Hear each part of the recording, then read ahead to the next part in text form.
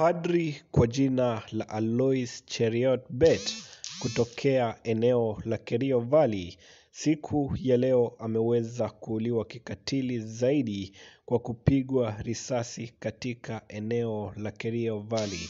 Ni taarifa ambazo zinaendelea kuzungumziwa sana mitandaoni, ikikumbuka kwamba haijaweza kuisha wiki moja tangia padri kwa jina la John aweze kuuliwa katika kaunti ya Nakuru, na hivyo wengi wanaendeleza kujitokeza na kumuomboleza Alois Bet, wengi wakimkumbuka kama mtumishi wa Mungu ambaye alijitolea kwa sana kusaidia jamii. Tunaendelea kufuatilia taarifa hizi na bila shaka ujio wote ambao unazunguka kifo cha Bet utapata updates zote katika channel hii. Subscribe kwa mengi zaidi, au sio? Tupatane tena hapo baadaye.